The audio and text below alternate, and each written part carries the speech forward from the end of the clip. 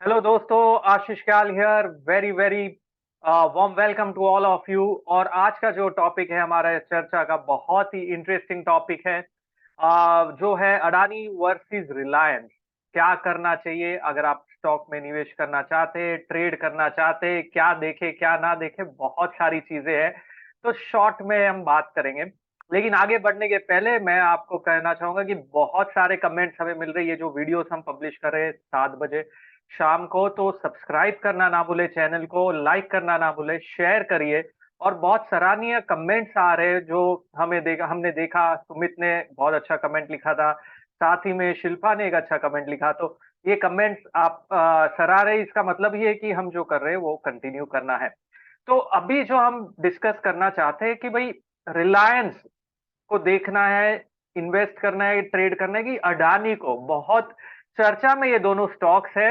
और देखिए, tug of war दोनों के बीच में चल ही रही है, ऐसा देख के पता चलता है। लेकिन आपको करना क्या है, कहां पर पैसा कमाया जा सकता है? पहले तो पहली चीज आपको ये समझना होगा कि आप खाली दोनों की टक्कर देख रहे हैं कि किसका मार्केट कैप ज्यादा हो गया, किसका कम हो गया, कौन दुनिया के रिच वर्ल्ड रिचेस्ट लिस्ट में है, कौन कहां पर है। वो बात अलग है, वो हो गई न्यूज, एंटरटेनमेंट और पता करें। दूसरा, आप अगर चाहते हैं देखना कि किसमें पैसा लगा के पैसा बन सकता है, तो पहले आपको ये डिसाइड करना होगा कि आप जो निवेश करना चाहते हैं वो शॉर्ट टर्म के लिए आज से है कि मीडियम टर्म या लॉन्ग टर्म। तो आपको करना क्या है? आप अगर लेना चाहते हैं अडानी एंटरप्राइज या रिलायंस इंडस्ट्रीज, इसमें से आपका टाइम होराइजन क्या है, पहले वो डिसाइड करना है।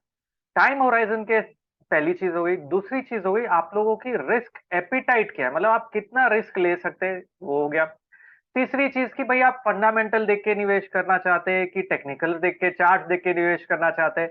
क्योंकि उस पे बहुत सारी चीजें डिपेंड करेगी। क्योंकि अगर आप प्राइस टू अर्निंग रेशियो देख रहे हैं, तो अडानी ग्रुप का प्राइस टू अर्निंग रेशियो हमें पता है हंड्रेड्स में है।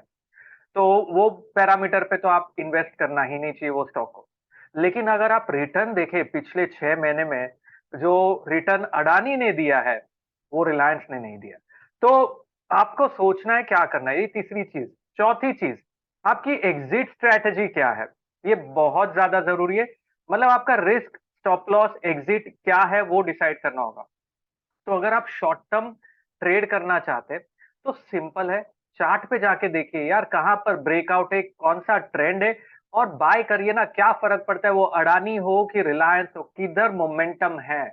दोस्त, मोमेंटम मेजर करना है हमें, कहां मोमेंटम बन सकता है। मोमेंटम का मतलब है जहां सबसे तेजी से बढ़त आने की गुंजाइश है। तो अडानी फ्लेवर में है, लेकिन रिलायंस पे क्या हो रहा है, क्या ब्रेकआउट आ रहा है। लेकिन आप एक चीज मान के चलना, रिलायंस इंडस्ट्रीज आपको दिन में 3-4% बहुत मुश्किल से देते हैं, बहुत ऑफर नहीं देते। लेकिन अडानी आपको दिन में 3-4% बहुत आसानी से दे सकता है। वही जो रिस्क है अडानी में, गिर भी उतने ही स्पीड से सकता है, रिलायंस उतने स्पीड से नहीं गिरता है। तो दोनों में ये बहुत बड़ा अंतर है, बहुत बड़ा फर्क है। तो रिस्क आपकी कितनी है उसके ऊपर भी डिपेंड करता है। और अगर आप लॉन्ग टर्म इन्वेस्ट करना चाहते हो, काफी जन बोले कि अडानी में इन्वेस्ट नहीं करना चाहिए। जायज है, प्राइस टू अर्निंग बहुत बढ़ा हुआ है, ओवर वैल्यूड है, बहुत हो चुका है। लेकिन सोचो कितना गुना रिटर्न अडानी ग्रुप ने आपको दिया अगर आपने इन्वेस्ट किया होता 1 साल पहले। तो वही चीज मैं बता रहा हूँ। मैं कोई फेवर में बात नहीं कर रहा हूँ, मैं खाली बता रहा हूँ रिलेटिव आउट परफॉर्मेंस जिसे कहते हैं।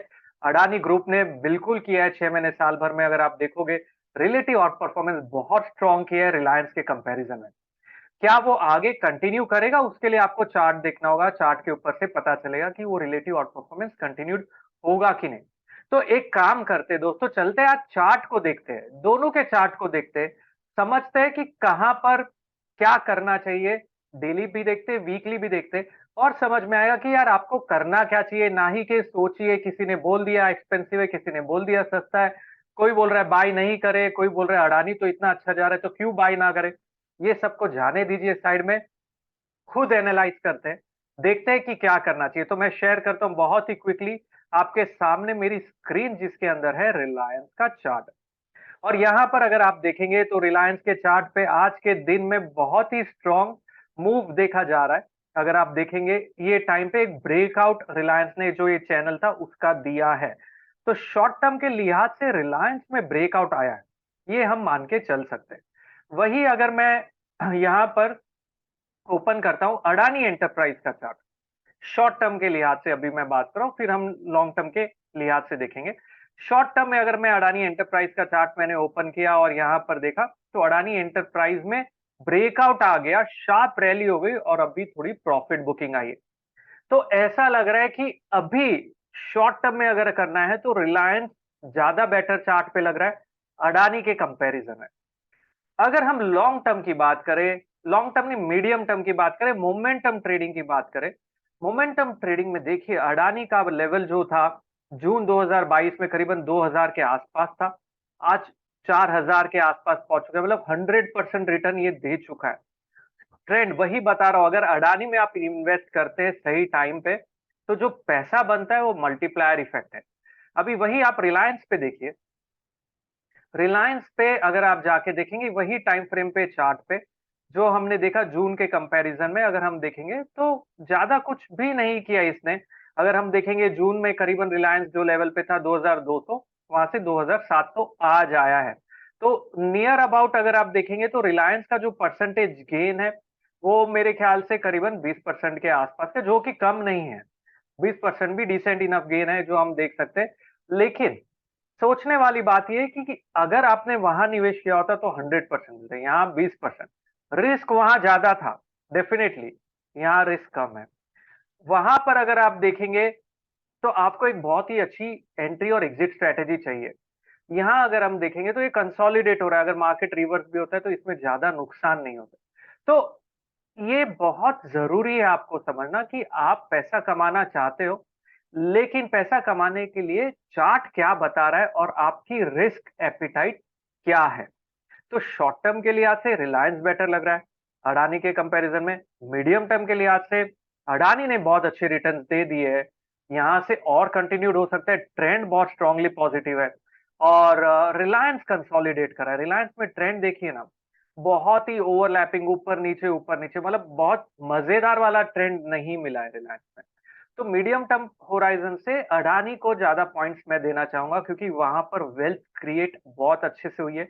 लेकिन आपको स्टॉप लॉस के साथ काम करना होगा, ये ध्यान रख के निवेश करना, क्योंकि अगर वहां रिवर्सल आता है तो उतनी जितनी स्पीड से चलता है उतनी स्पीड से रिवर्स भी आ सकता है।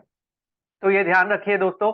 अभी यहाँ पर एक चीज तो समझ में आ गई कि भाई हमें अगर इन्वेस्ट करना है या ट्रेड करना है तो चार्ट पे देख के ही करना है। ये सब दिमाग से निकाल दीजिए, क्या एक्सपेंसिव है क्या सस्ता है कैसे करना है।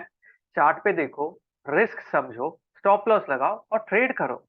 तो ये कर सकते हो आप, इन्वेस्टमेंट के लिए भी, लॉन्ग टर्म इन्वेस्टमेंट के लिए भी कर सकते हो, क्योंकि जहां सारे लोग रिस्क देख रहे थे वहां एक अपॉर्चुनिटी भी हो सकती है। होती है ना, बहुत सारे स्टॉक्स ऐसे जहां पर इतनी रिस्क थी लेकिन वहीं अपॉर्चुनिटीज मिलके निकलती है। लेकिन एक बाजू है जो बहुत ही फंडामेंटली साउंड कंपनी है रिलायंस, जहां पर आपको पता है कि ज्यादा नुकसान नहीं होगा over the period. Wealth create Reliance ने भी किया, अगर आप देखेंगे 10 साल 20 साल 6 साल होराइजन में रिलायंस ने बहुत अच्छी वेल्थ क्रिएट की है, कम रिस्क के साथ में। तो दोनों में सिलेक्शन का क्राइटेरिया आपके ऊपर है।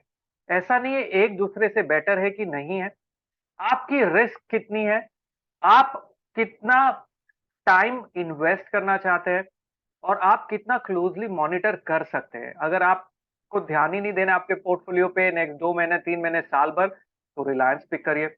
लेकिन आप एक्टिवली मैनेज कर सकते हैं तो अडानी भी बुरा नहीं है फिलहाल के लिए, और जब तक सपोर्ट इंटैक्ट है। तो ये सब चीजें रिलेटिव है, हम उसे बहुत जनरलाइज करके बताते हैं कि भाई ये बुरा है ये अच्छा है। मैं कहता हूँ जहां पैसा बने उसमें से आपको ट्रेड और या इन्वेस्ट करना है, बुरा या अच्छा मार्केट को डिसाइड करने दीजिए, हम और आप क्यों डिसाइड करें। तो वैसे है दोस्तों, तो ये था कंपैरिजन। मैं बस एक क्विक डिस्क्लोजर आपके सामने रखना चाहूंगा। We are SEBI registered research analyst, आप देख सकते हैं इन्वेस्टमेंट के लिए आपको इंश्योर करना है कि आप खुद का होमवर्क करें और फिर ही इन्वेस्ट करें। ये डिस्क्लोजर है जो मैं आपको दिखाना चाहूंगा। तो बहुत इंपॉर्टेंट है यहाँ पर इन्वेस्ट करना। अगर आप करना चाहते हैं तो समझिए सोचिए और फिर निवेश करिए। अडानी वर्सेस रिलायंस में अगर आप मुझे पूछेंगे कि आप किसको पॉइंट्स ज्यादा देंगे, मेरा ऐसा कोई बायस नहीं है। मेरा है चार्ट पे क्या दिखता है, कहाँ ब्रेकआउट आ रहा है, उधर पॉइंट्स ज़्यादा मिलेंगे। अगर मोमेंटम ट्रेडिंग मुझे करना है, तो मैं अडानी पिक करूँगा क्योंकि वहाँ पर पैसा फास्ट बन सकता है, रिस्क भी ज़्यादा है। अगर मुझे लॉन्ग टर्म इन्वेस्टमेंट करना है, तो मैं रिलायंस पिक करूँगा क्योंकि मुझे पता है वहाँ पर जो वैल्यूएशन है बहुत एक्सपेंसिव है। लॉन्ग टर्म का डेफिनिशन मेरा है कम से कम 3 साल का होराइज़न तभी। अगर मुझे शॉर्ट टर्म ट्रेड करना है, तो मेरा कोई प्रेफ़रेंस नहीं है। जहाँ चार्ट पे ब्रेकआउट आया, वहाँ शॉर्ट टर्म मैं ट्रेड करूँगा। तो आप डिसाइड करिए आप करना क्या चाहते हैं और मैंने आपको एक अंदाज़ा बताया है किस तरीके से आपको खुद को इस ब्रैकेट में डाल के डिसाइड करना होगा, रिस्क समझना होगा और फिर ट्रेड करना होगा। तो अगर इस तरीके के वीडियोज़ आपको पसंद आ रहे हैं जो स्टॉक स्पेसिफिक है, तो कमेंट में लिखिए, आपके व्यूज़ लिखिए, मैं बिल्कुल उन पे रिप्लाई करूँगा, रिस्पॉन्ड करूँगा, तो समझेंगे साथ में कि क्या मार्केट को ट्रेड कैसे करना चाहिए। ये जो सीरीज़ मैंने चालू की है, शाम को 7 बजे ये वीडियो जो पब्लिश होता है, आप सभी के लिए है, तो देखना ना भूलिए, सब्सक्राइब करना ना भूलिए और लाइक और शेयर करिए। कमेंट्स में लिखिए कि क्या आप कौन से स्टॉक देखना चाहते हैं, तो मैं वो स्टॉक्स पिकअप करके आपको दिखा सकता हूँ, सिंपल नज़रिए से। चलिए दोस्तों, आज के लिए इतना ही। Ashish Kayal signing off. Thank you very much. Have a wonderful day. Become a wonderful trader.